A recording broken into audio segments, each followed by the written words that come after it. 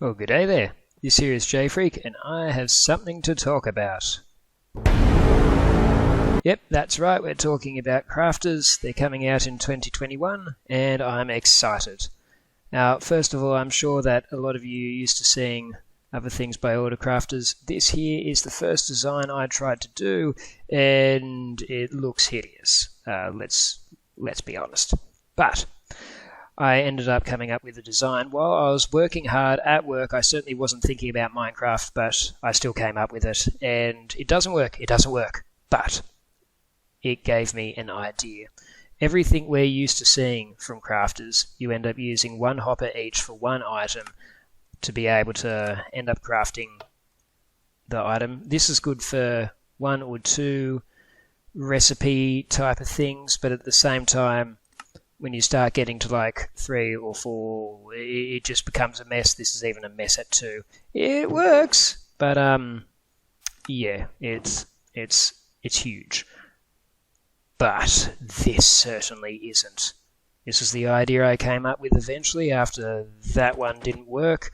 To explain why this wouldn't work, the pain about crafters that I'm finding is that if we're looking where this is in the side, whether it's one item or all the items, it doesn't make a difference. So if I unclick all of these, that should be very few items, but it reads it as completely full. So we can't really observe in the crafter when these numbers are getting low. We can just see when they're either something is in there or nothing's in there.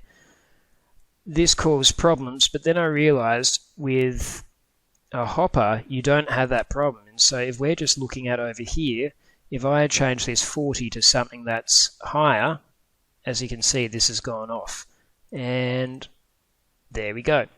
So this does mean we've got a game changer. We're able to look at multiple items, and in here you've got I'm pretty sure rabbit stew is the only 5 item to be able to be made, and yet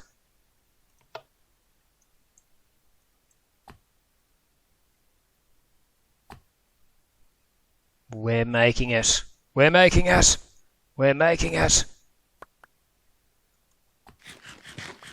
Proud moments. So the way this is working is that it just observes everything that's going in. We've got to constantly be flowing that back. And we need to shut this off, because if I was to take a few of the recipes and whatnot and chuck them all in here, it does have a breaking mode. So if it was to overfill while I was using this to keep it off, and then I turn it on, nothing's going to happen. It's just going to continue to fill because it relies on itself emptying itself to do the tick to start it again. This isn't much of a problem. We just take half of something out, and then it will go back into filling itself up until it reaches the magic number, and it will continue to load and unload itself. You may also be wondering, well, what if I don't want this to keep going on forever until the recipe runs out? Because when the recipe runs out, it will become a bit of a problem. But it can't, because when this gets low enough, then it will just shut off. However, if you just want to use a chest to be able to get to a certain amount, if we actually put a chest here, you wouldn't be able to open it because this is in the way. That's why I use barrels. You could put a hopper underneath the barrel and then go out to wherever you want it to go. But I'm using this crafter on its full amount. You can lower this if you want to lower the amount that the chest takes before it gets full. And this is the way you would do it to have like an overflow protection. So if I take this out,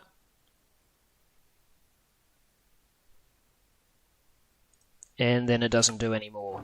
This is because it's observing the amount that's going in and using this as a signal to observe the other side. You don't need to use a crafter, but you will need to use something where you can run the redstone over it, or you could put this on the other side, but I've been trying to make this as small as possible. That's been the mission. So you also might be wondering about filling this up. Like, are you going to do it manually, or are you going to do it automatically? I've tried to make this for an automation system, so if you just replace the glass with a solid block, a repeater, and another solid block, then that way you should be able to lower it a bit so that you can run a track over. This I actually planned for doing for my own base, so this will be both the track side style. Actually, I don't know, this is going to cause problems. Maybe I'll just get rid of that. You saw nothing, tell no one. There we go. And I'll be using this to work out the loading so that, but anyway, that's something different. Also, for those of you that are finding this over-the-top stuff a bit too much and they want it to be a bit more hidden, this I've done for like a underneath type of system. If you just want to bury as much of it in the dirt as you can, so all that's sticking up is the autocrafter, you can do that. But this, I haven't yet found a way to make it face down. You'll need the chest facing at the front of it, then it will fire into it.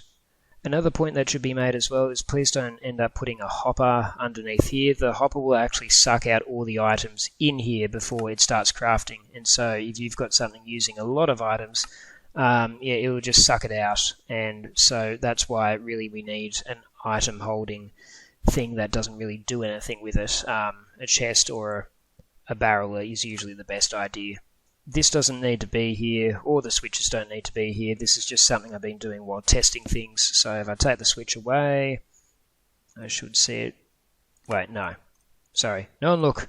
Okay, now you can look. And as you'll be seeing, it's making another really hard ingredient.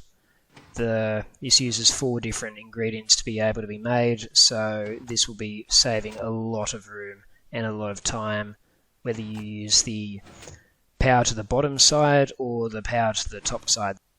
If you see a moment where these end up not filling up in time, it might mean that what's happened for you is, now this is fine because it's got 2 repeaters, so that ends up making 2 ticks, but some can work on a 1-tick system and some cannot because of the amount of stuff that goes through it. So like you see here, it's taking away the items too fast. That's when you end up needing to put it on 2 ticks, and it should be able to fill up faster. Something like just wood, you can have it on 1 tick, that is fine, but for the bigger items, that's where it ends up becoming a problem. Now I hear people asking, well, JFreak, what about those dispensers? Those pain in the ass things to make because they need a bow and you need to be able to feed string and sticks into it to be able to get one to end up making the item that you need to end up sending it through. And I am proud to say this doesn't work. I keep having problems with it ending up losing pieces and then end up eventually filling up where the bow should be. I don't have a solution for this yet, but this is a perfect time for me to say I am trying to work it out as we speak. For anyone who wants to see when I come up with it, please subscribe, because I'm making this for myself. As I've said, I'm going to be using it in my own world, but at the same time, this type of stuff is hard, it's time consuming, and so if I'm to work out whether I put a video up or not, it will be based on whether it was actually worth it. So please like or do whatever, but yeah, thank you for watching, and in the next one, goodbye.